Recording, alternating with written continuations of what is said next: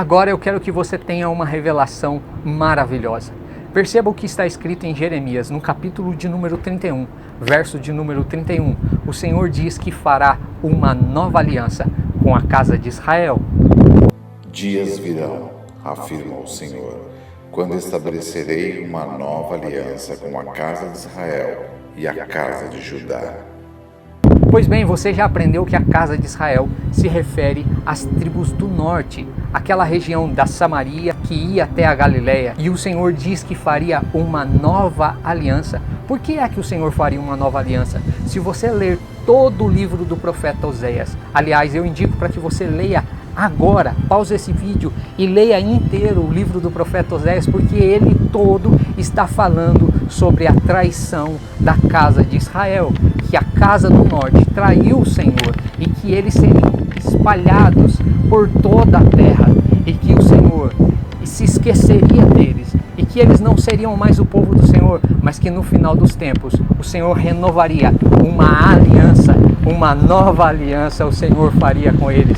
Eu não sei se você percebeu que o termo nova aliança é usado para designar o Novo Testamento. Você sabe o que é a nova aliança, como foi feita a nova aliança. Mas perceba que o texto diz que a nova aliança não seria feita apenas com o reino do norte, com a casa de Israel, mas também com o reino do sul, a casa de Judá. Jesus em Lucas, no capítulo de número 22, verso 20, disse: "Este é o cálice da nova aliança no meu sangue, derramado em favor de vocês." Uma coisa muito interessante era a forma como funcionava um casamento em Israel. Os casais celebravam um contrato, esse contrato se chamava Ketubá. Agora olha que interessante, a primeira parte do contrato era uma seção onde contava a história completa do noivo e da noiva, da origem do noivo e da noiva. A segunda parte era a segunda seção, onde era relatado detalhadamente a história da noiva e da família da noiva. A terceira parte era a terceira seção, onde era detalhado a história pessoal do noivo e da família do noivo.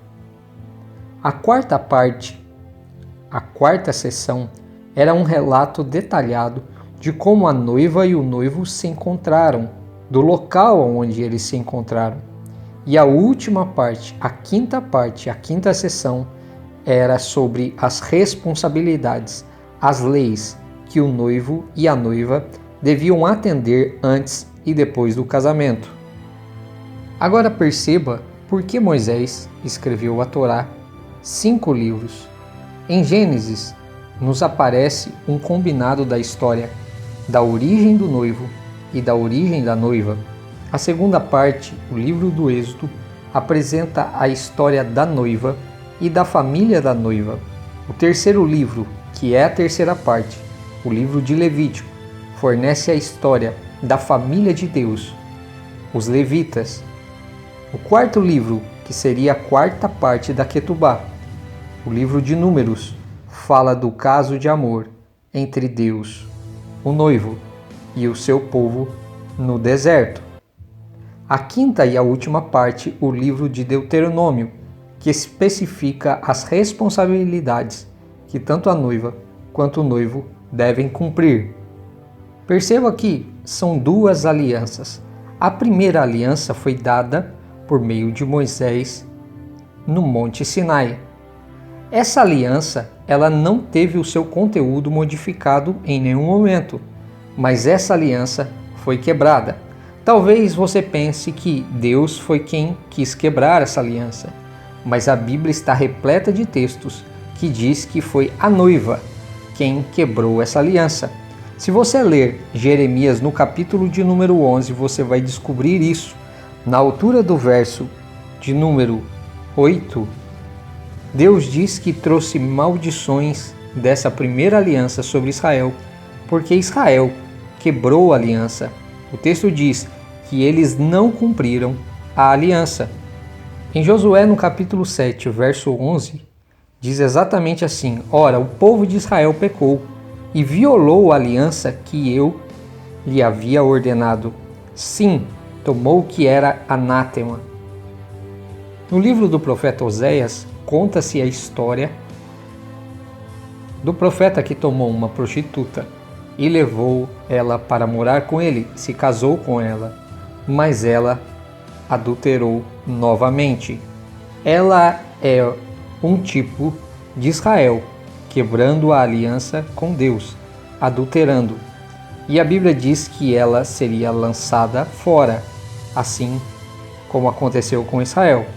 Mas veja que há vários textos que diz que o Senhor faria uma nova aliança com Israel.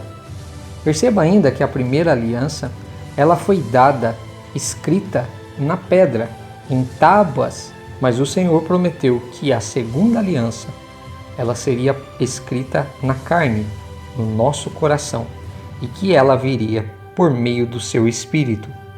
Em Ezequiel, no capítulo 11, verso de número 19, diz assim: E lhes darei um só coração, e um espírito novo porei dentro deles, e tirarei da sua carne o coração de pedra, e lhes darei um coração de carne, para que andem nos meus estatutos, e guardem os meus juízos e os cumpram, e eles me serão por povo, e eu lhes serei por Deus.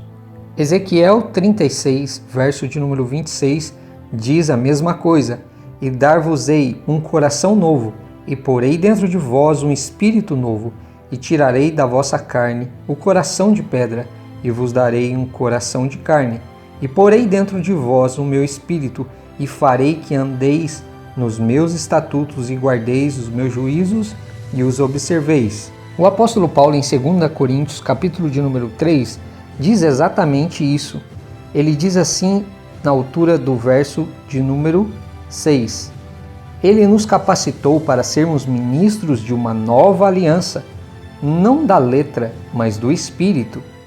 Pois a letra mata, mas o Espírito vivifica. Perceba que o apóstolo Paulo está falando sobre a morte que foi trazida pela desobediência do povo de Israel à lei de Deus. Isso trouxe morte ao Filho de Deus, a Jesus. No verso 7 ele diz: O ministério que trouxe a morte foi gravado com letras em pedras, mas esse ministério veio com tal glória que os israelitas não podiam fixar os olhos na face de Moisés, por causa do resplendor do seu rosto, ainda que desvanecente. Não será o ministério do Espírito ainda muito mais glorioso? Se era glorioso o ministério que trouxe condenação, quanto mais glorioso será o ministério que produz justiça. A Torá diz que quando o homem se casava, enquanto ele não morria, a mulher não podia se ver livre dele. Agora eu quero que você leia comigo Romanos capítulo de número 7. Caros irmãos, falo convosco como conhecedores da lei. Acaso não sabeis que a lei tem autoridade sobre uma pessoa apenas enquanto ela vive? Por exemplo, pela lei a mulher casada está ligada ao marido enquanto ele vive. Mas se ele morrer, ela está livre da lei do casamento. Por isso, se ela se casar com outro homem enquanto seu marido ainda estiver vivo, será considerada adúltera. Mas se o marido morrer, ela está livre daquela lei, e mesmo que venha a se casar com outro homem, não estará adulterando. Assim também vós, meus irmãos, morrestes quanto à lei mediante ao corpo de Cristo, para pertencerdes a outro, àquele que ressuscitou dentre os mortos, a fim de que frutifiquemos para Deus. O apóstolo Paulo descreve a morte de Jesus como sendo a morte do marido para liberar a mulher que se prostituía. E a Bíblia diz que ele deu um novo marido e fez uma nova aliança com ela, a saber, o mesmo Jesus que ressuscitou dentre os mortos. Isso é fantástico, meus amigos.